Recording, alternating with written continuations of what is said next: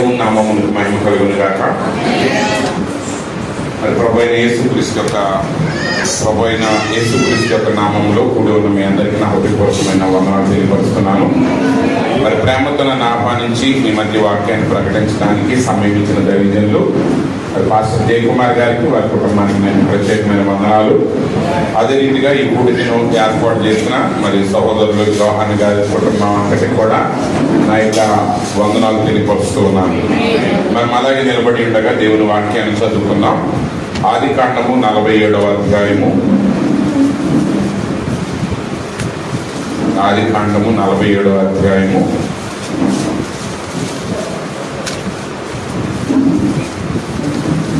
7వ వచనం నుండి కొన్ని వచనాలు చదువుతాను, జాగ్రత్తగా ఆలకించండి.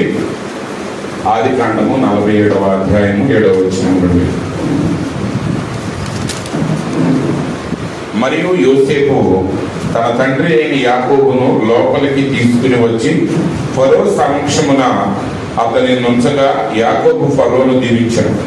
ఫరో, నీవు జీవించిన సంవత్సరములు ఎన్ని అని యాకోబుని అడిగినందుకు యాకోబు, నేను యాత్ర చేసిన సంవత్సరములు 130, నేను జీవించిన సంవత్సరములు కొంచెముగాను దుఃఖ సహితమైనవిగాను ఉన్నవి. అవి నా పితరులు యాత్ర చేసిన దినములలో వారు జీవించిన సంవత్సరములన్నీ కాలేదని ఫరోతో చెప్పి ఫరోను దీవించి ఫరో ఎదుట నుండి వెళ్ళిపోయింది. అదే రీతిగా 2వ తిమోతి పత్రిక, అపోస్తలుడైన పౌలు తిమోతికి రాసిన 2వ పత్రిక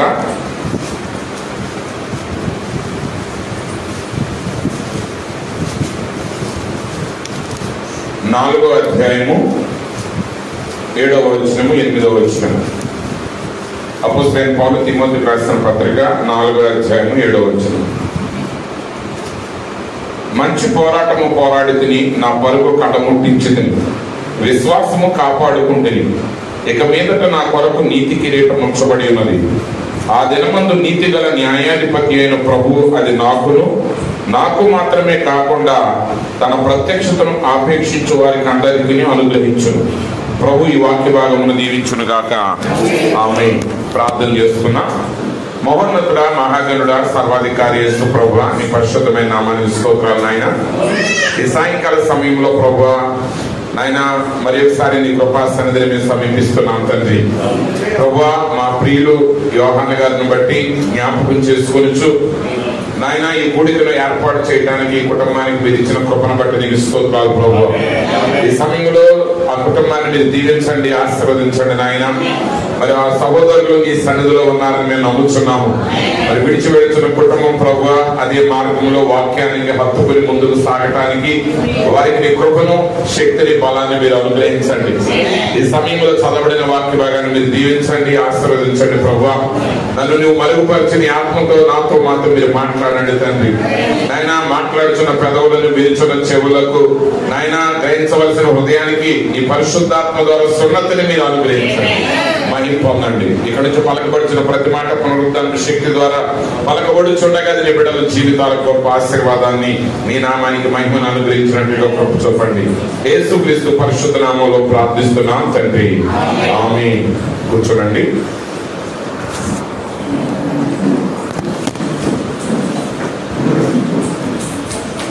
మన ప్రభువును రక్షకుడైన యేసుక్రీస్తు యొక్క నామమునకు మహిమ కలుగును గాక. మరి ఈ సాయంకాల సమయంలో మరి సహోదరుడిగా యోహాన్ గారి యొక్క మరి జ్ఞాపకార్థంగా ఏర్పాటు చేసిన ఈ కూటమిలో ఈ రీతిగా దేవుని వాక్యాన్ని ప్రకటించే అవకాశం ఇచ్చినందుకు దేవుని వందనాలు తెలియపరుస్తున్నాను. ఈరోజు నా యొక్క అంశం ఏంటంటే ఏ లైఫ్ వెల్ లివ్డ్, అంటే బాగుగా జీవించిన జీవితం. ఏంటంటే బాగుగా జీవించిన జీవితము అనే అంశాన్ని నేను మీతో మాట్లాడాలని ఆశపడుతున్నాను. చాలా జాగ్రత్తగా వినండి దయచేసి. మరి సీనియర్లు కాబట్టి కొంచెం అటు ఇటు కదులుతూ ఉంటారు. అలా కదలకుండా జాగ్రత్తగా వాక్యాన్ని వినండి. ఎందుకనగా వాక్యమే మనకు జీవమైన. యేసు ప్రభు సెలవిచ్చారు, నేను మీతో చెప్పుచున్న మాటలు ఆత్మయు జీవమునై ఉన్నవి. కాబట్టి వాక్యాన్ని మనం చాలా జాగ్రత్తగా విన్నప్పుడు తప్పక వాక్యం మనతో మాట్లాడుతుంది.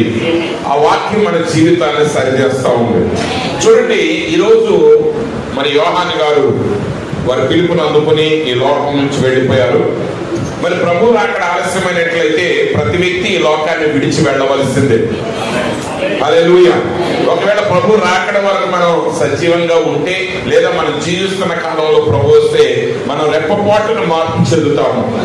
ఈ నిరీక్షణ కలిగి ఈ క్రైస్తవ జీవితంలో మనం ముందు కొనసాగుతూ ఉన్నప్పుడు మనం నిజంగా ఎలాంటి జీవితాన్ని జీవించాలి? నిజానికి మానవ జీవితం గురించి మరి ఎప్పుడూ ఏదో ఒక సందేహాలు, రకరకాల ఫిలాసఫీలు ఇవన్నీ ఉన్నాయి.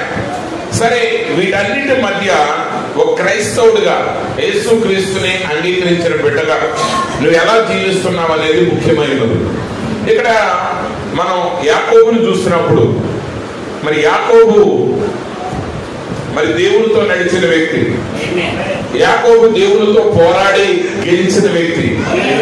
అయితే యాకోబు యొక్క జీవితాన్ని మనం గమనించినప్పుడు, యాకోబు తాతగారు అబ్రహాము దేవుని స్నేహితుడు, అబ్రహాము విశ్వాసులకు తండ్రి, అబ్రహాము యోగా మతానికి ప్రారంభకుడై ఉన్నాడు. లేదా ఈ లోకమంతా విగ్రహారాధనలో పడిపోయినప్పుడు నిజమైన ఏకైక దేవుడు ఒక్కడే అని గ్రహించి ఆ ఒక్క దేవుని స్వరాన్ని విని ఆయన వెంబడించిన వ్యక్తి ఎవరంటే అబ్రహాము అయి ఉన్నాడు. తర్వాత ఆయన యొక్క తండ్రి గారు, యాకోబు యొక్క తండ్రి గారు ఇస్సాకు అయి ఉన్నాడు. మరి ఇస్సాకు ఎవరో సంపూర్ణంగా తండ్రికి లోబడిన వ్యక్తి. యేసుక్రీస్తు యొక్క శిలువ మరణానికి మరి ముంగుర్తుగా, యేసుక్రీస్తు యొక్క ప్రతినిధిగా ఆ కార్యాన్ని నెరవేర్చిన వ్యక్తి ఇస్సాకు అయి ఉన్నారు. అయితే యాకోబు మరి సహజంగా మనందరికీ తెలుసు, తండ్రి గారు తాతగారు కోటీశ్వరుడు అనుకోండి, తండ్రి ఇంకా ఆస్తి పెంచాడు అనుకోండి, మనవాడి దగ్గర ఇంకా ఎంత ఉన్నారు డబ్బులు, ఇంకా విస్తారంగా ఉంటారు. కానీ యాకోబు జీవితం అలా లేదు. యాకోబు అన్ని రకాలుగాను పోరాటాల్ని, శ్రమల్ని, ఇరుకుల్ని, ఇబ్బందుల్ని ఎదుర్కొన్నాడు. ఆయన ధనవంతుడి మనవడైనా ఆయన తండ్రి గారు 1 రూపాయి పెట్టితే 100 రూపాయల సంపాదించిన చివరికి వెళ్ళి కొలువు చేయాల్సి వచ్చింది కొన్ని పరిస్థితులను బట్టి. పేదరికాన్ని ఆయన అనుభవించాడు. అలాగే జీవితం అంటే ఏంటి అర్థం కాని స్థితిని అనుభవించాడు. అయితే వాటన్నిటి మధ్య నిజమైన దేవుణ్ణి తెలుసుకున్నాడు, ఆయనతో పోరాడాడు, ఆయనతో ఒక అనుభవాన్ని కలిగి ఉన్నాడు. యాకోబు నుంచి ఆయన ఇశ్రాయేలుగా మార్పు చెందాడు. మరి యాకోబు యొక్క జీవితమే ఒక అద్భుతమైన జీవితం, ఒక అడ్వెంచరస్ లైఫ్ అన్నమాట, ఒక గొప్ప సాహస భరితమైన జీవితం అని.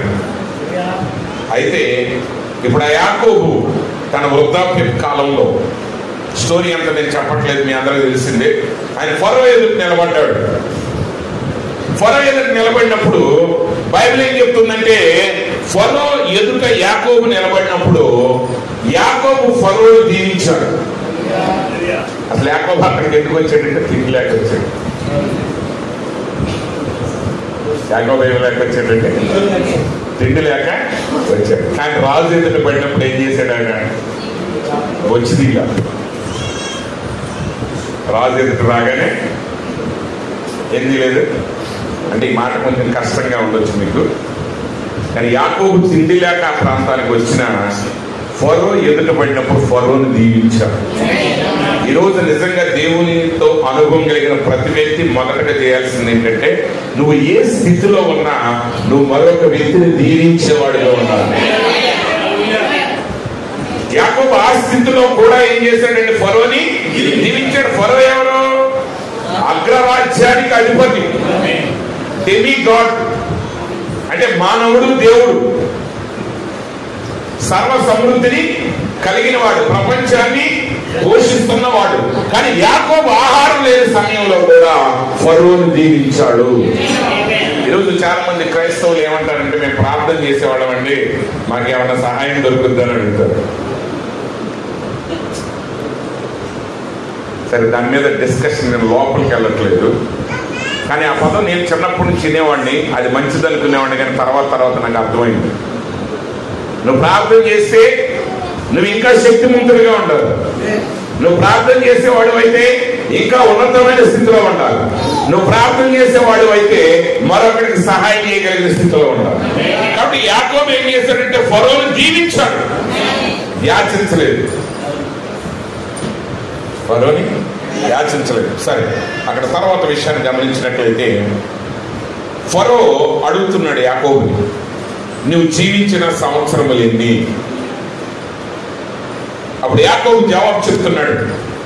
యాకోబు అంటున్నాడు, నేను యాత్ర చేసిన సంవత్సరములు 130, నేను జీవించిన సంవత్సరములు కొంచెముగాను దుఃఖ సహితమైనవిగాను ఉన్నవి.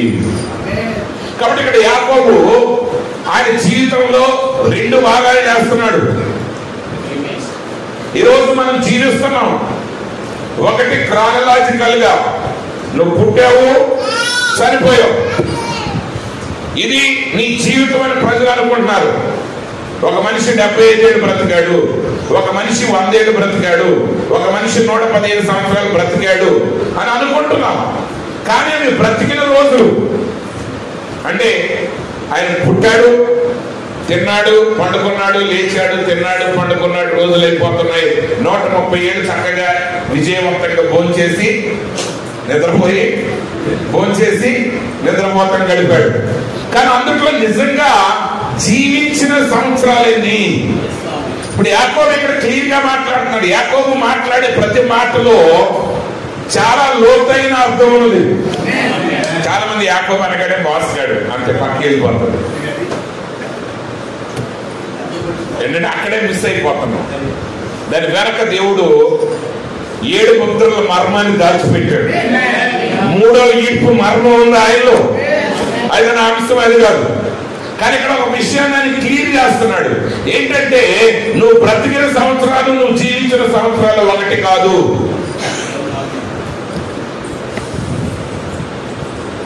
గమనిస్తున్నారా?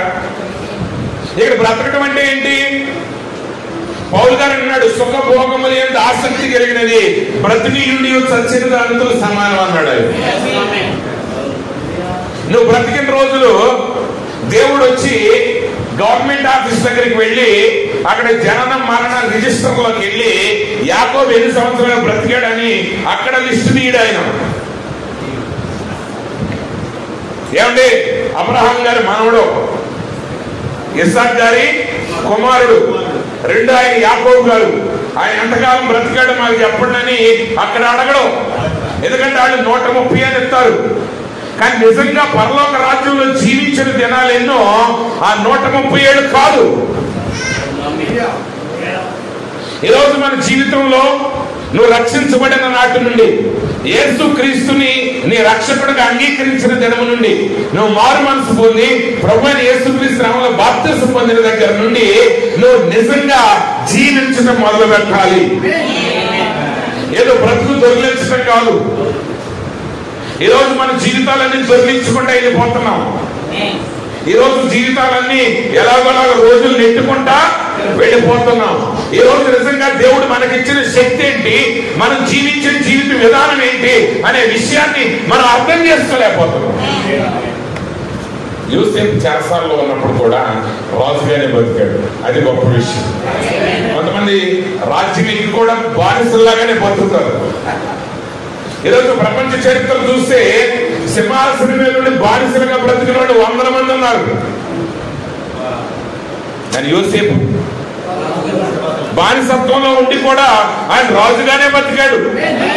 ఫరో ఆయన్ని బయటకు తీసుకు రాకముందే ఆయన అన్ని స్థలాల్లో రాజుగానే బతికాడు, రాజుగా జీవించాడు. పోతీఫర్ ఇంట్లో ఉన్నాడు, బానిసగా వెళ్ళాడు. కానీ కొద్ది రోజుల్లో ఆయన సమస్తమైన పనుల మీద యోసేపుని అధిపతిగా నియమించాడు. పోతీఫర్ పని ఏంటంటే భోజనం చేయటం తప్ప ఇంకా ఏ పని వాడికి తెలీదు.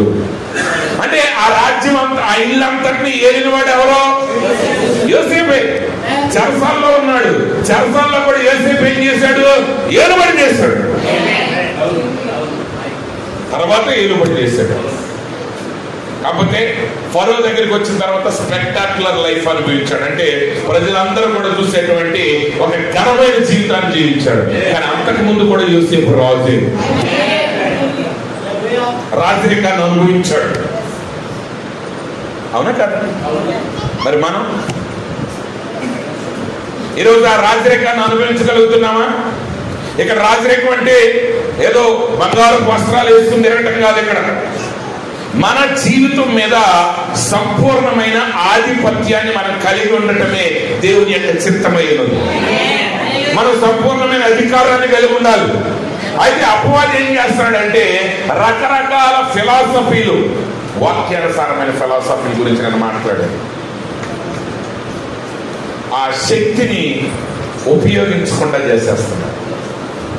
కానీ యాకోబు అంటున్నాడు, నేను యాత్ర చేసిన సంవత్సరాలు వేరు, నేను జీవించిన సంవత్సరాలు వేరు. నా జీవించిన సంవత్సరాలు నేను యాత్ర చేసిన సంవత్సరాలు కాదు. ఈరోజు నీ జీవితాన్ని తీస్తే, నీ జీవితంలో జరిగే ప్రతి కార్యాన్ని రాస్తే, నీ ప్రతి తప్పుని యేసుక్రీస్తు దగ్గర ఒప్పుకున్నప్పుడు ఆయన చెరిపేస్తాడు. అప్పుడు చెరిపేస్తే చాలా మంది పుస్తకాలు అక్కడ తెల్ల కాగితాలే ఉంటాయి. అక్కడ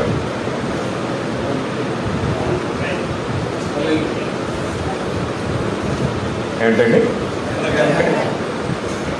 ఎందుకంటే మీ పాపాలను క్షమించాడు. అన్ని పాపాలన్నీ చెప్పుకుంటే వెళ్తే అక్కడ ఇంకేం లేవు. ఏదో స్టార్టింగ్ లో పలానా ఆయన యేసుప్రభుని అంగీకరించాడు, యేసునామములో బాప్తిస్మం పొందాడు, పరిశుద్ధాత్మ పొందాడు అని రాసిన తర్వాత నుంచి ఇంకేం లేదు. ఇంకా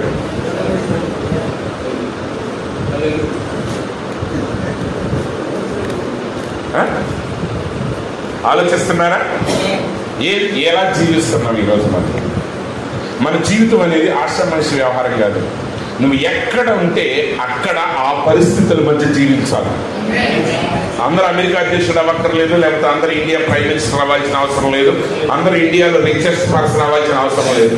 నువ్వు ఉన్న స్థితిలో, నేను పెట్టిన దగ్గర నువ్వు ఎలా జీవిస్తున్నావు, నువ్వు బ్రతుకుతున్నావా జీవిస్తున్నావా అనే విషయాన్ని మనం చాలా జాగ్రత్తగా గమనించాలి. అపోస్తలుడైన పౌలు గారు అంటున్నారు లాస్ట్ లో,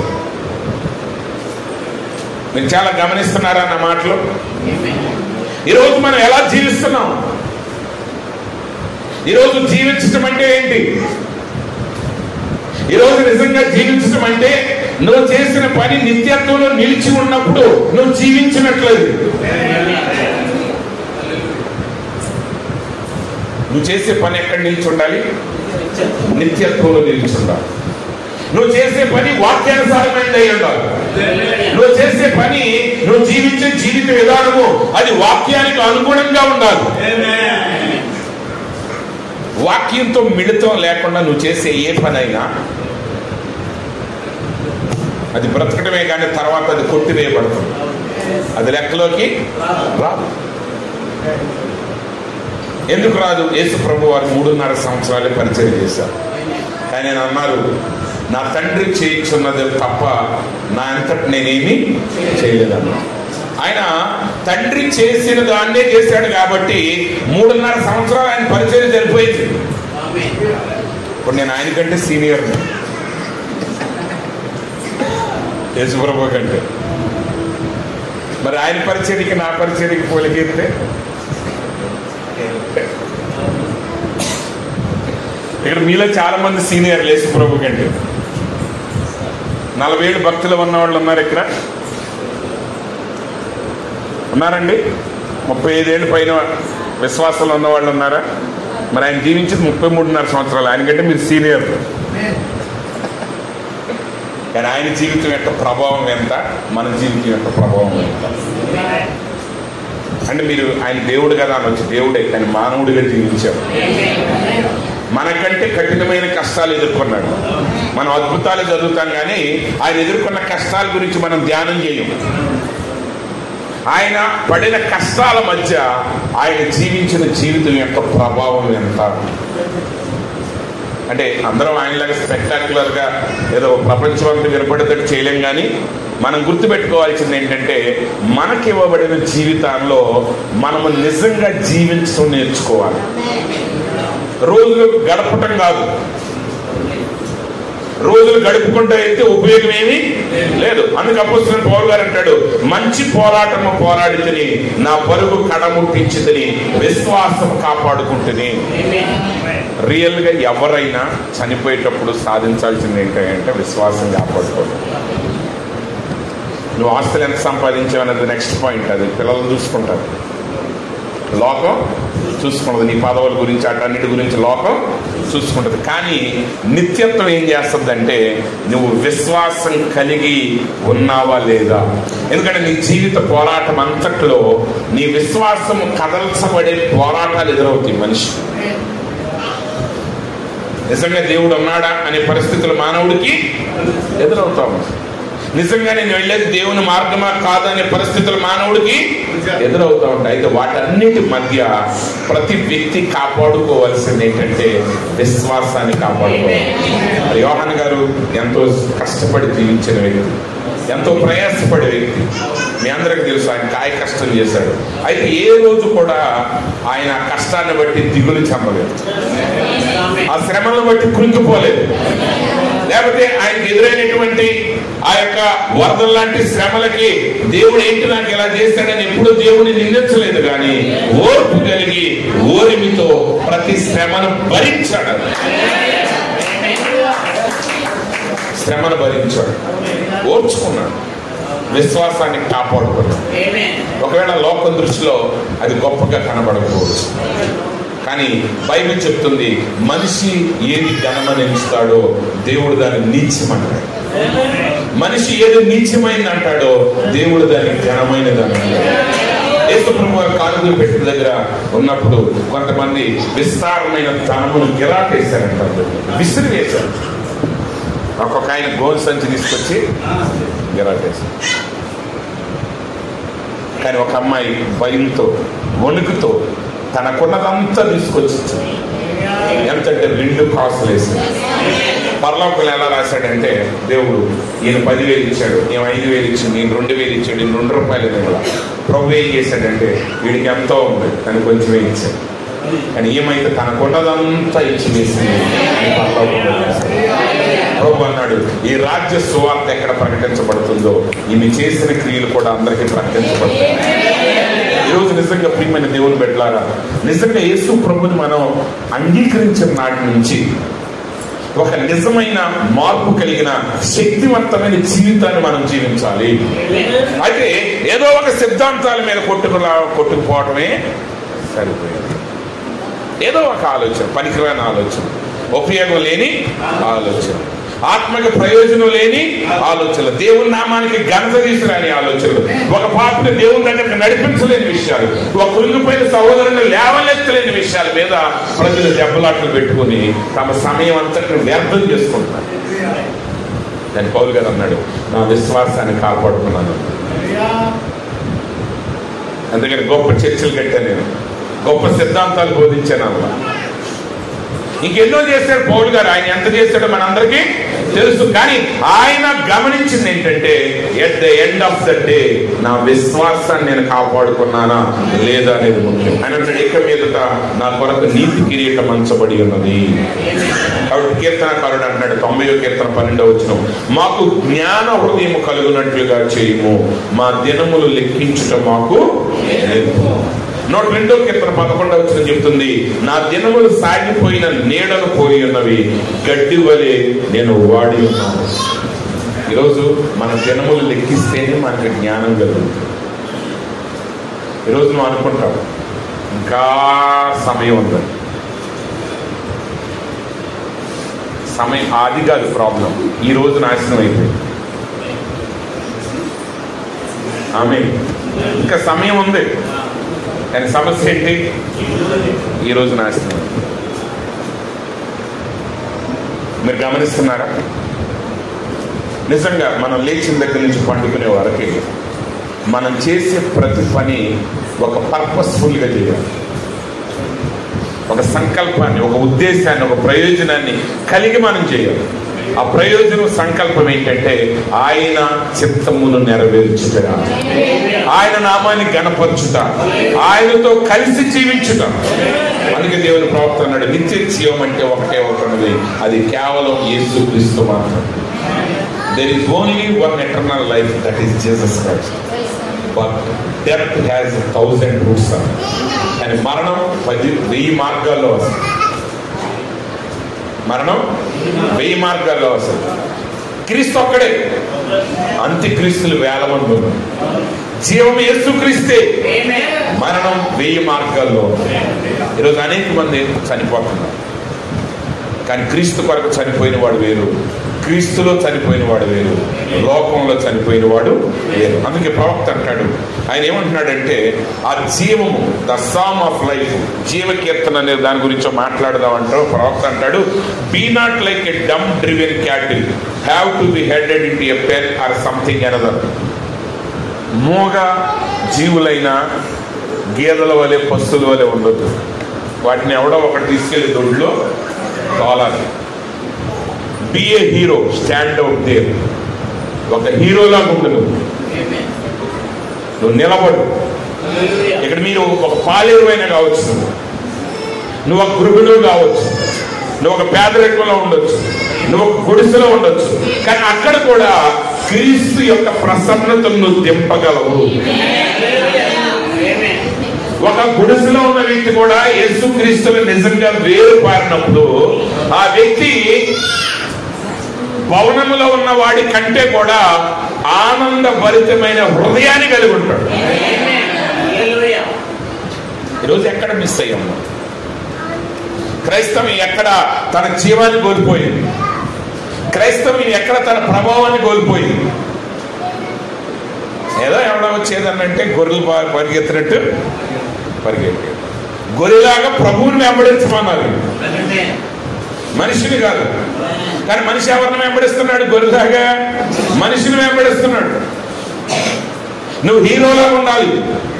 యోసేపు, మీరు బైబిల్ గ్రంథంలో ఉన్న భక్తులందరినీ మీరు చూస్తే వారున్న స్థలములో సమస్తాన్ని వాడే చేతుల్లోకి తీసుకున్నారు. ఆ కఠినమైన జీవితాల మధ్య, ఆ బానిసత్వాల మధ్య షడ్రక్, మేషక్, అబేద్నెగోలు ఒక నిర్ణయం తీసుకుని, ఒక స్థానాన్ని తీసుకుని వాళ్ళు దేవుని కొరకు యథార్థమైన భక్తి కలిగిన జీవితాన్ని జీవించారు. ఈరోజు మనం స్వతంత్ర దేశంలో జీవిస్తాం, అవునా కదా? ఇక్కడ నువ్వు సినిమాకి వెళ్ళిపోతే ఎవడొచ్చి నేను తన్నడు, సారా తాగకపోతే పోలీసులు నిన్ను అరెస్ట్ చేయరు. ఆయన ఇక్కడ సారా తాగి పోలీసులు రాకుండా టీవీ తిరుగుతా ఉంటాడు. ఇప్పుడేం రూల్ ఏం లేదుగా. ఇవాళ ఏ వారం అండి? శనివారం. ఇప్పుడు ఈ శనివారం అందరూ సినిమాకి వెళ్ళాల్సిందే. సినిమా హాల్లో లేని వాళ్ళు రేషన్ కార్డు కట్ చేస్తామని ఏమన్నా గవర్నమెంట్ రూల్ ఉందా? లేదు. మరి ఎందుకు దగ్గర జనాలు ఎక్కడ?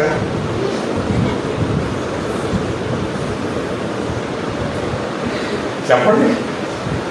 అంటే అందరూ సినిమాకి వెళ్ళారని కదా, ఊరిని అందరికి అర్థమయ్యే ఒక మాట చెప్పు. లేకపోతే ఇంట్లో ఎవడన్నా లేకపోతే 7 దాటిన తర్వాత ఆ ఇల్లు తీసేస్తామని ఏమన్నా చెప్పారా? కానీ షడ్రక్, మేషక్, అబేద్నెగోలు అయితే ఆ విగ్రహాన్ని మొక్కకపోతే వాడిని అగ్నిగుండంలో వాడేస్తామని తెలిసి కూడా వాళ్ళు ఏం చేశారంటే మొక్కలేదు. అంటే స్వతంత్రత కలిగి ఉన్నప్పుడే మనం దేవుని కొరకు జీవించలేకపోతాం. నిజంగా మన దేశంలో మనకు గోల్డ్ అంత స్వాతంత్రం ఉంది. ఏదో జనాలు ఆళ్ళు వీళ్ళు అంటున్నారు అంటమే తప్ప అది మీరు మాకేసే ముసుగులేదు. ఆ కోరికలు మీకున్నాయి. ఏమంటే మోసే గారు, ఇప్పుడు ఇక్కడ ఏమైనా కొట్టేస్తారా వచ్చి? ఇప్పుడు మీరు తోరణాలు కట్టలేదు, నీళ్ళ పక్క వాళ్ళు వచ్చి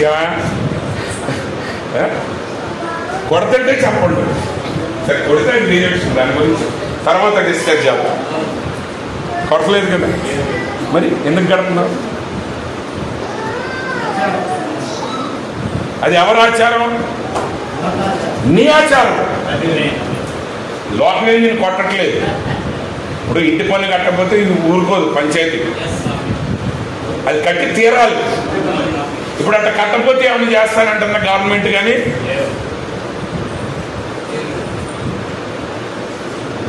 మరి ఎలా జీవిస్తున్నాం?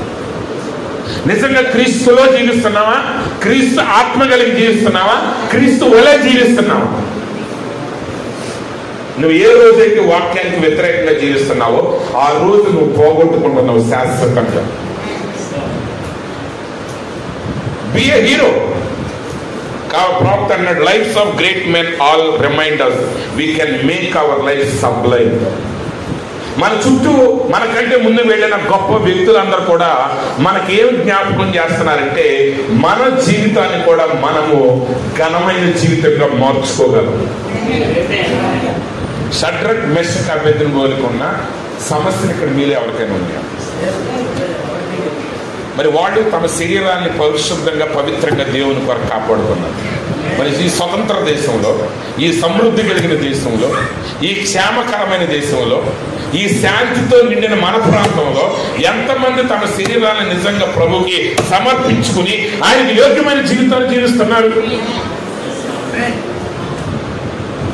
With partings leaving behind us, footprints on the sands of time. వాళ్ళు మనం విడిచి వెళ్ళిపోతా ఈ కాలం అనే ఇసుక మీద తమ పాదముద్రలను విడిచిపెట్టారు.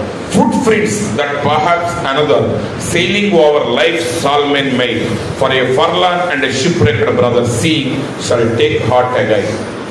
ఆ కాలం అనే ఆ ఇసుక మీద తమ పాదముద్రలో వాళ్ళు వదిలి వెళ్ళినప్పుడు తర్వాత మరొకడు జీవితంలో ఆ జీవిత యాత్రను కొనసాగించేటప్పుడు, ఆ సముద్రం మీద ఆయన యాత్రను కొనసాగించేటప్పుడు ఒకవేళ వాడి యొక్క ఓడ బద్దలైపోయి ఉంటే, ఒకవేళ వాడు కురిగిపోయిన స్థితిలో ఉంటే ఆ ముందున్న అడుగు జాడలను బట్టి వాడు మరలా ధైర్యం తెచ్చుకుని జీవించడం మొదలుపెట్టారు. ఈరోజు షడ్రక్ మెషక్ అబేద్నెగోలు వారి కాలం అనే ఆ ఇసుక మీద తమ ముద్రలు విడిచిపెట్టారు. మన ముందున్న భక్తులందరూ కూడా ముద్రలు విడిచి వెళ్ళారు. ఈరోజు యోహాను గారు కూడా ఒక ముద్రను విడిచి వెళ్ళాడు. ఈరోజు ఆయన కుటుంబం గమనించాల్సింది ఏంటంటే ఆయన ఎలాంటి జీవితాన్ని జీవించాడో నేను గమనించాలి. అది యోహాను గారు చేసిందంతా 100% మంచి అని నేను చెప్పను. ఏ మానవుడు 100% మంచి కాదు, మంచివాడు యేసుక్రీస్తే. కానీ ఒక బలహీనుడైనా, ఒక సామాన్యత కలిగిన వ్యక్తి అయినా ఆ వ్యక్తి దేవుని కొరకు ఎలా నిలబడ్డాడు అనే విషయాన్ని మనం సవాలుగా తీసుకున్నాడు. షడ్రక్ మెషక్ అబేద్నెగోలు పరిపూర్ణలేమి కాదు, కానీ వాళ్ళ జీవితాలు మనకు సవాలు. ఆ బలహీనతల్లో, ఆ మానవత్వంలో, ఆ పేదరికంలో, ఆ యొక్క ఒత్తిడిలో వాళ్ళు దేవుని కొరకు జీవించారు. ఈరోజు నిజంగా జీవితం విలువ తెలుసుకోండి. Life is precious. జీవితం గురించి మనం వినే అబద్ధాలు.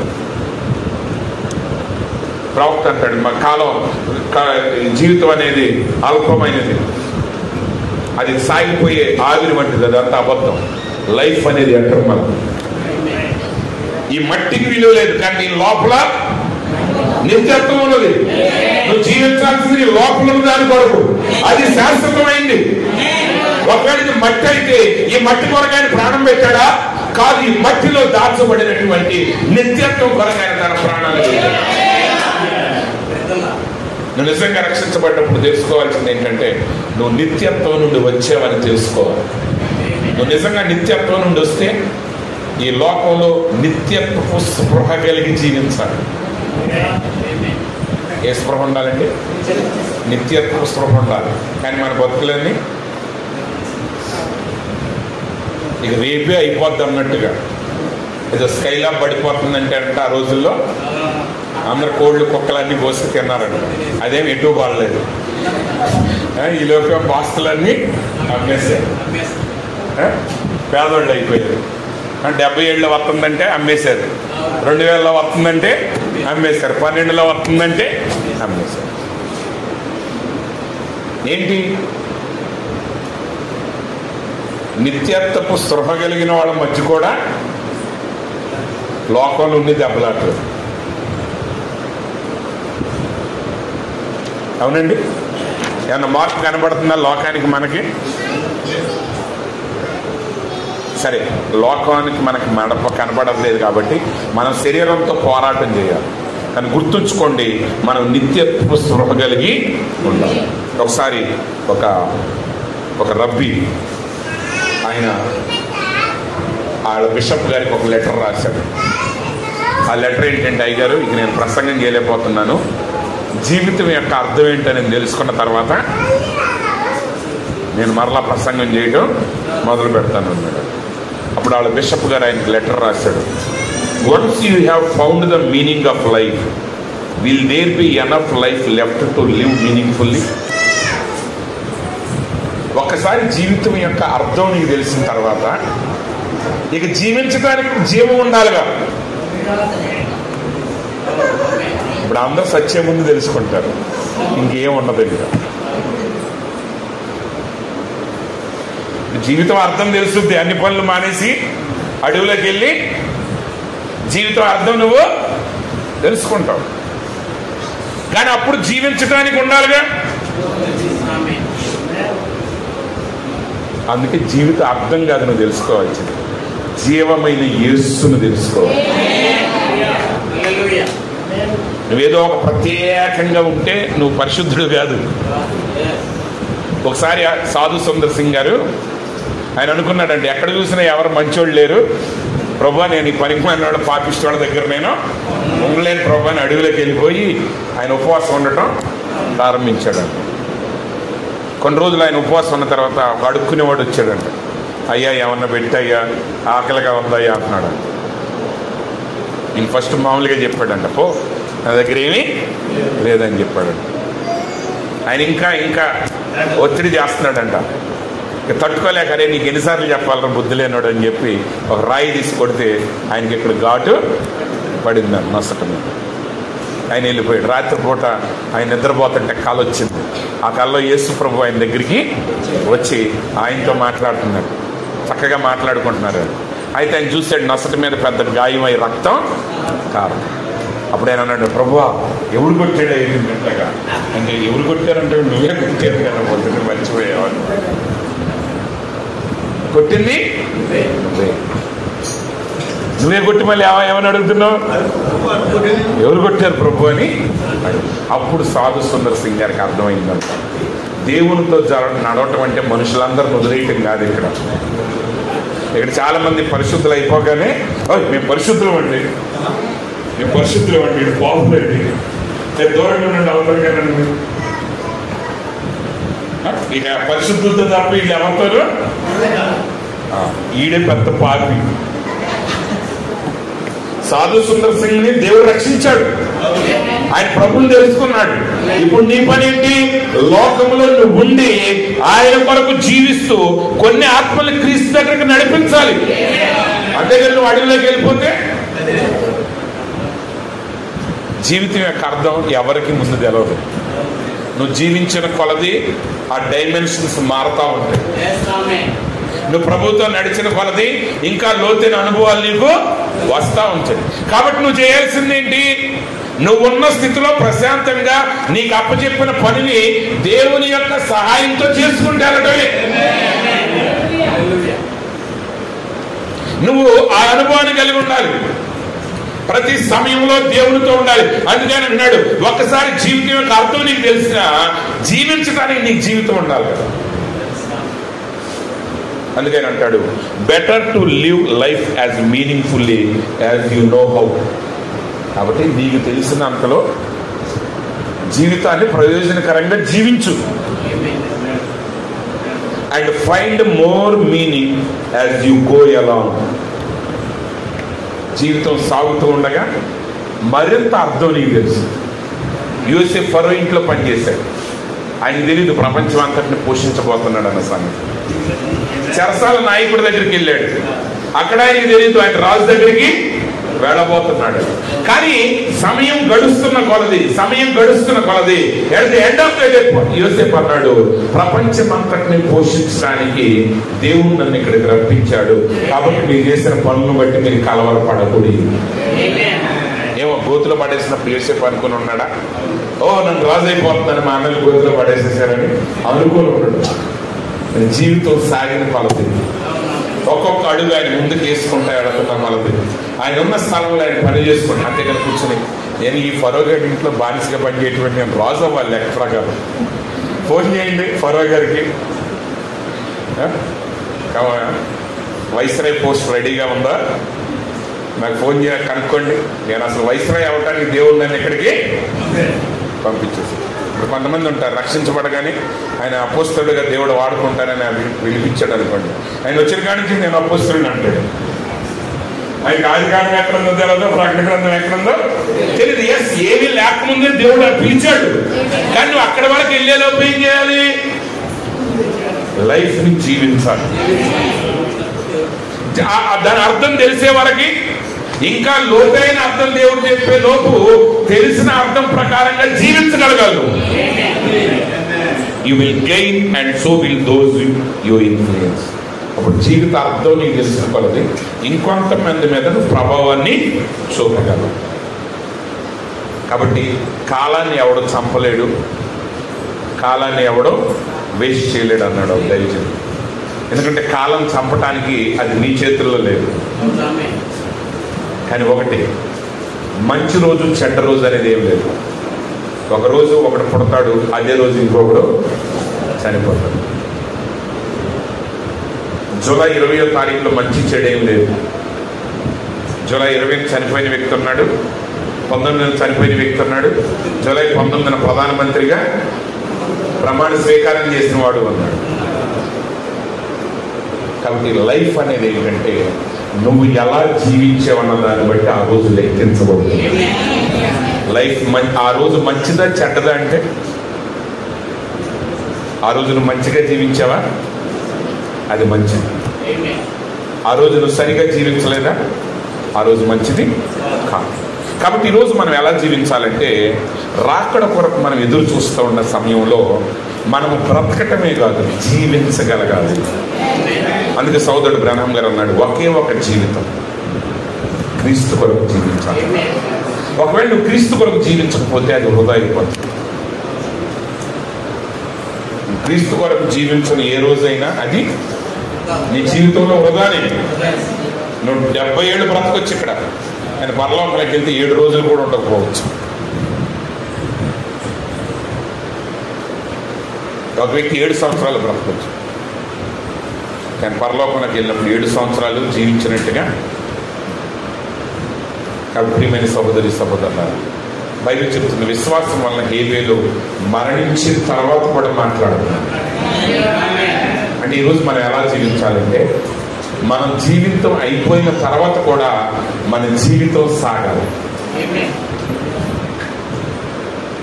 ఈరోజు బ్రహ్మం గారు చనిపోయారు ఆయన ఎప్పుడు, కానీ ఆయన జీవించిన జీవితం ఇంకా ప్రభావాన్ని కలిగి అది ఇంకా ఈరోజు అనేక మందిని యేసుక్రీస్తు దగ్గరికి నడిపిస్తా ఉన్నారు.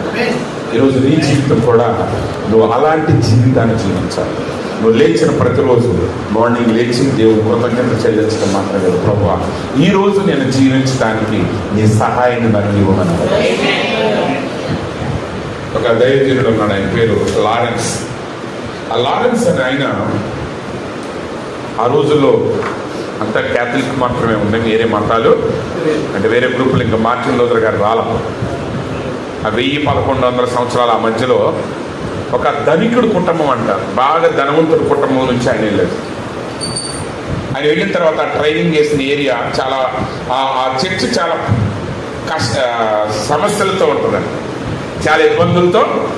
ఎప్పుడు అక్కడ ఎవరిని వేసినా, ఏ ఫాదర్ని వేసినా, ఏ వెదర్ని వేసినా అక్కడ ఎక్కువ రోజులు ఉండకుండా మేము వచ్చేస్తామండి అని గొడవ చేస్తూ ఉంటాం. అయితే ఈ లారెన్స్ వేసిన తర్వాత ఈ లారెన్స్ గారికి అప్పచెప్పిన పని ఏంటంటే, అందరికన్నా ప్లేట్లు కడగాలి. ఆ కాన్వెంట్లో చాలా మంది ఉండేవాళ్ళంట, ఉదయం నుంచి సాయంత్రం దాకా పెట్టేదంట ప్లేట్లన్నీ కడగాలి. చాలామంది చేయలేక పారిపోయేవాళ్ళ. కానీ ధనికుడు కుటుంబం నుంచి వెళ్ళిన ఆయన అక్కడ కూర్చుని ఆయన పని చేయటం మొదలుపెట్టిన తర్వాత ఆయన చాలా అక్కడున్న వాతావరణం అంతా కూడా మారిపోయింది. తర్వాత ఆయన్ని అడిగారు, ఎలా చేసావంటే ఆయన ఏం చెప్పాడంటే నేను ఈ స్థితిలో కూడా నా పక్కన దేవుడు ఉన్నాడు, యేసు ప్రభు ఇక్కడ ఉన్నాడు, ఆయన నాకు సహాయం చేస్తున్నాడు అని నేను ఈ పని చేశాను. ఆ పని ఏ స్పృహతో చేశాడు ఆయన? యేసు నాతో ఉన్నాడు. ఈరోజు నువ్వు యేసు నీతో ఉన్నాడనే స్పృహ నీకుందా? నువ్వు ఉన్న ప్రతి స్థలములో యేసు నీతో ఉన్నాడనే స్పృహ నీతో ఉంటే నువ్వు చాడీలు చెప్పలేవు. ఇప్పుడు పాస్టర్ గారు మీ ఎదురుగానే ఉండగా పాస్టర్ గారి గురించి పక్క మీలెవరితో నువ్వు మాట్లాడగలవా? పాస్టర్ గారు వెళ్ళిపోయిన తర్వాత మాట్లాడు. కానీ యేసు నీ దగ్గరే ఉంటే నిజంగా ఉన్నాడని నువ్వు నమ్మితే, ఉన్నాడని అందరికీ తెలుసు కానీ ఉన్నాడని నువ్వు నమ్మాలి కాదు. నువ్వు నమ్మితే, ఆయన సన్నిధి నీతో ఉన్నదని గ్రహిస్తే ఆటోమేటిక్గా నీ ప్రవర్తన మారిపోతుంది. నీ ప్రవర్తన మారలేదంటే అర్థం ఏంటి? ఇంకా ఆయన సన్నిధి నీలోనికి రాలేదు. ఆయన సన్నిధి నీలోనికి రాకపోతే నువ్వు జీవించట్లేదు.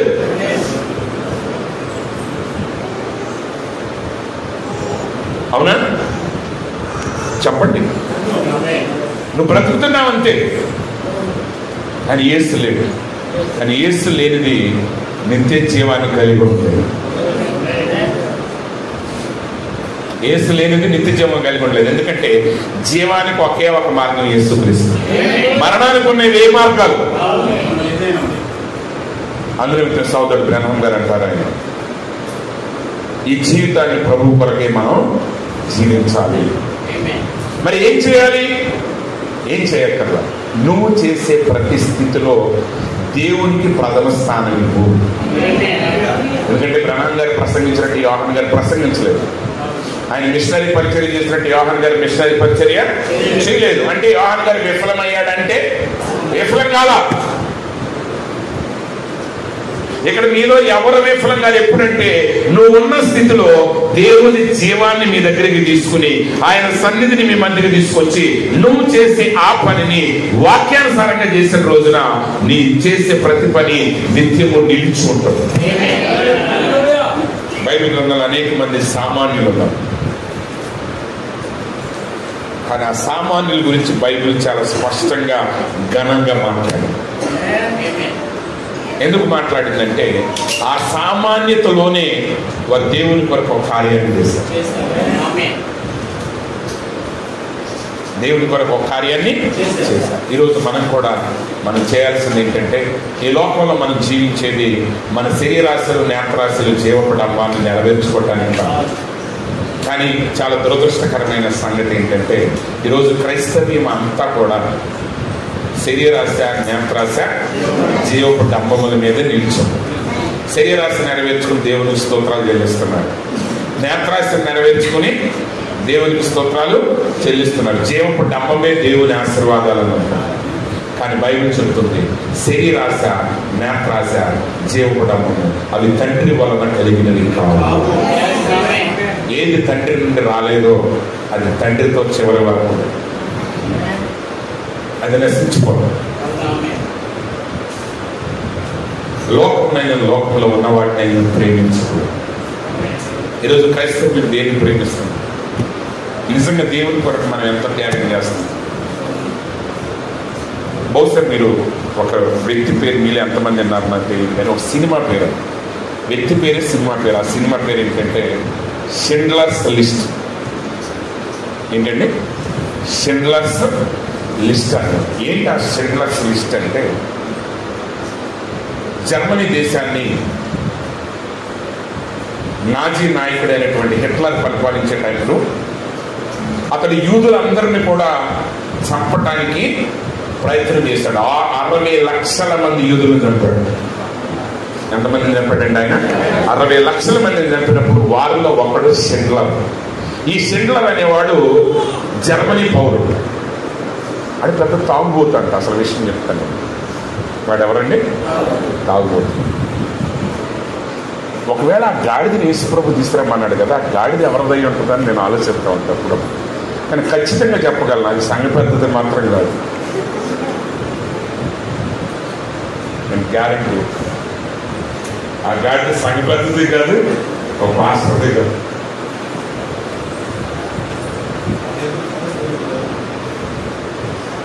ఒప్పుకుంటారా సంఘ పద్ధతిలో? మన సంఘ పద్ధతి గారు నవ్వుతుంది. అవునే కదా నేను చెప్పింది, నిజమని కదా? ఎస్, అది అర్థం పెట్టేదే సంఘ పద్ధతి లేదు చేయాలంటే. నువ్వు చర్చికి పక్కన వేరే వాళ్ళు ఉన్నారనుకోండి, చర్చి ఇటు పెంచవచ్చు, సంఘ పెద్ద ఉంటే పెరగలేదు. ఆయన ముందే వేసి రక్తం అర్థమవుతాడు అక్కడ, ఇంకెక్కడ వెళ్ళద్దు. అది జీవించటం అంటే జీవించటం కాదు, ఏదో సంకలు కొట్టుకుని ఏదో అనుకోవటం కాదు, రియల్గా జీవించండి. లేదా అక్కడికి వెళ్ళిన తర్వాత మీకు అర్థమవుతుంది, మీరు పరలోకానికి వెళ్తారు కానీ క్రేజీలన్నీ ఖాళీగా ఉంటాయి. ఈ షెండ్లర్ అనేవాడు తాగుబోతు, జర్మనీ వాడు, లోకస్ట్. అయితే ఆ వ్యక్తికి యూదుల మీద ప్రేమ, ఎలాగైనా యూదుల్ని కాపాడాలి. మరి యూదుల్ని ఎలా కాపాడాలి? గవర్నమెంటే యూదులందరిని బట్టి చంపేస్తుంటే అప్పుడు వాళ్ళు ఏం చేశారంటే, మరి యూదులందరిని చంపిస్తే పనోళ్ళు ఉంటారు కదా, అప్పుడు గవర్నమెంట్ ఏం చేసిందంటే ఎవడైనా ఒక ఫ్యాక్టరీ పెట్టుకుని ఆ ఫ్యాక్టరీలో పనోళ్ళు కావాలనుకుంటే యూదుల్ని కావాల్సిన వాళ్ళని పెట్టుకోవచ్చు. అయితే ఇప్పుడు షెండ్లర్ ఏం చేశాడంటే ఒక కంపెనీ స్టార్ట్ చేసి అనేక మందిని జాయిన్ చేసుకుంది. అయితే అక్కడ నిజంగా పని జరగట్లా, అక్కడ పని జరగట్లా. ఎవరైనా వచ్చినప్పుడు ఆయన ఏం చేశాడు, ఆయన ఆస్తులు అమ్మి ఆ వచ్చిన సూపర్వైజర్లకు లంచాలు ఇచ్చేవాడు. కాబట్టి ఆయన దగ్గర ఉన్న డబ్బంతా ఖర్చు పెట్టేశాడు. లాస్ట్కి వెళ్ళేసరికి ఆయన చివరి రోజుకి వెళ్ళేసరికి రూపాయి కూడా లేదండి. మొత్తం ఏం చేశాడు, యూదులకి జీతాలు ఇవ్వడం, యూదుల్ని ఫ్యాక్టరీలో పెట్టడం. సరే ఏం జరిగిందో తెలిసి ఇది కాదు విచిత్రం. ఈ రోజుకి షెండ్లర్కి ఇజ్రాయెల్ దేశంలో ఒక ప్రత్యేకమైన స్థలం ఉంది. ఈరోజు అనేక మంది క్రైస్తవులకు లేదు. పరలోక రాజ్యంలో కూడా కొన్నిసార్లు ఎవరు నువ్వు ఊహించని వ్యక్తి అక్కడ ఉన్నతమైన స్థానంలో ఉంటాడు. జాగ్రత్త, సరిగా మనం జీవించకపోతే. సరే చూడండి, స్టోరీ లాస్ట్కి వచ్చిన తర్వాత ఏమైందంటే, అమెరికా, బ్రిటన్ వీళ్ళందరూ కూడా ఈ మిత్రపక్షాలన్నీ కూడా జర్మనీ మీద యుద్ధం చేసి సెకండ్ వరల్డ్ వార్లో జర్మనీని ఓడించారు. ఓడించిన తర్వాత ఏమైందంటే యూదులకు విడుదల కలిగింది. కానీ ఈలోపు 60 లక్షల మంది యూదులు చచ్చిపోయారు. ఎన్నో కుటుంబాలు చల్లా చెదురైపోయాయి. వాళ్ళు బతుకున్నారు, చచ్చారు కూడా ఎవరికి ఎప్పటికీ తెలియదు. అయితే వాళ్ళు ఏం చేస్తారంటే, మిత్రపక్షాలు వచ్చినప్పుడు నాజీ అధికారులందరినీ అరెస్ట్ చేసి చంపేస్తారు. అప్పుడు ఈ షెండ్లరు మంచోడని కాపాడిన వాళ్ళ వరకే తెలుసు, మిగిలిన వాళ్ళకి వాడు చెడ్డోడే. ఎందుకంటే నాజీ పార్టీ సభ్యుడు, జర్మనీ పౌరుడు.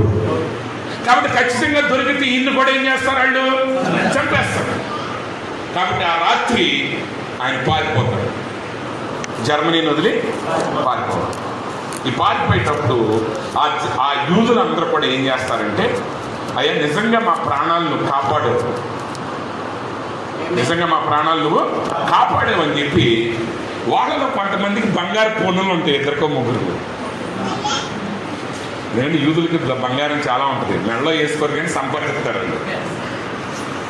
ఆ కాయన ఏం చేస్తాడంటే, ఆయన దగ్గర ఉన్న బంగారు పొన్ను 2, ఆయనకు ఒక పొన్ను, ఇంకొక పొన్ను పీకి ఆ పొన్నుతో వాళ్ళు ఏం చేస్తారంటే ఒక ఉంగరాన్ని తయారు చేస్తారు. ఒక ఉంగరాన్ని తయారు చేస్తారు. ఆ ఉంగరాన్ని తయారు చేసి ఆయన చేతిని పెడతారు. అయ్యా ఇది మా జ్ఞాపకాలు, నువ్వు మాకు చేసిన దానికి ఏది ఇచ్చినా మాకు రుణం తీరదు, కానీ మీరు ఈ క్షణంలో చేయగలిగింది ఇదే, ఇశ్రాయేలు దేవుడు మిమ్మల్ని దీవించునుగాక అని చెప్పి ఆ ఉంగరాన్ని ఆయన చేతులు. అప్పుడు ఆ ఉంగరం చూసుకుంటాడు. ఆయన అంటాడు, నాకు ఎగ్జాక్ట్గా డైలాగ్ గుర్తులేదు కానీ ఆయన ఏమంటాడంటే ఆ ఉంగరాన్ని చూస్తుంది, అయ్యో ఈ ఉంగరం $20 చేస్తుంది, ఈ ఉంగరాన్ని మీరు నాకు ముందే ఇచ్చుంటే ఇంకొక మనిషిని నేను కాపాడేవాడు, ఇంకొక మనిషిని నేను కాపాడు. మనమైతే ఇంకొకటి చెప్తేనా ఒక ఉంగరం అంటే మనం అంటే మీరని కాదు, లోకం గురించి. అంటే ఇక్కడ ఏదో నువ్వు ఉంగరం పెట్టగానే ఒక ఆత్మ నశించిపోతుంది, నువ్వు తీయగానే ఏదో బతుకుతుంది అని అనట్లేదు నేను. కానీ దాని కొరకు ఒకడు ప్రయాణం చేసేటప్పుడు వాడు నిజమైన ఆ స్పృహ కలిగిన వాడు ఎలా ఉంటాడంటే షెండ్లర్ లాగా ఉంటాడు. ఆయన ఉంగరాన్ని చూసి సంతోషపడాల. ఆయన అంటాడు, ఇది నాకు ఒక రోజు ముందు దొరుకుంటే ఇంకొక యూదుడు ప్రాణాలు నేను కాపాడేవాడిని. వాడు లాంటి వాడు ఎల్లప్పుడూ నిలిచి ఉంటాడు. వాడు అన్యుడైనా సరే. తర్వాత వాళ్ళకి తెలిసింది షిండ్లర్ అనేవాడు ఈ పని చేశాడు. అదే లిస్టు. ఆయన దగ్గర పనిచేసిన ఎంప్లాయీస్ పేర్లే అదే షిండ్లర్స్ లిస్ట్ అనమాట. ఆ లిస్టులో 300 చిల్లర ఎంత ఉంటుంది, నాకు అంతమంది గుర్తులేదు. అంతమందిని ఆయన రక్షించాడు. తన ప్రాణాన్ని ఆస్తునేసి శత్రువులు దేవుని బిడ్డలను కాపాడాడు. ఈరోజు దేవుని బిడ్డలమైన మనం నిజంగా దేవుని బిడ్డల కొరకు ఒక 10 నిమిషాలు ప్రార్థన చేయగలుగుతున్నామా? ఒక సహోదరుడి కోసం ఒక నిమిషం యథార్థంగా మీరు ప్రార్థన చేయగలుగుతున్నామా? నిజంగా అసలు మన కోసం మనం యథార్థమైన జీవితాన్ని మనం జీవిస్తున్నామా? పరిశీలన చేస్తున్నాం. మన ముందు సాగిపోయి జీవితాలను ఒకటి నిర్ణయిస్తున్నాయి. ఏంటంటే జీవితం శాశ్వతం కాదు అబ్బాయి. నీ అందం శాశ్వతం కాదు, నీ సంపద శాశ్వతం కాదు, నీ అధికారం శాశ్వతం కాదు. అల్పమైన దానికోసమే ఈ ఆశలు అంటానే ఉంటారు. ఈ అల్పమైన వాటి వైపే పడతారు. ఏం సాధిస్తున్నాం గ్రహించండి. నాకు ఎప్పుడు అదే గుర్తుంటుంది. షిండ్లర్ అన్నమాట,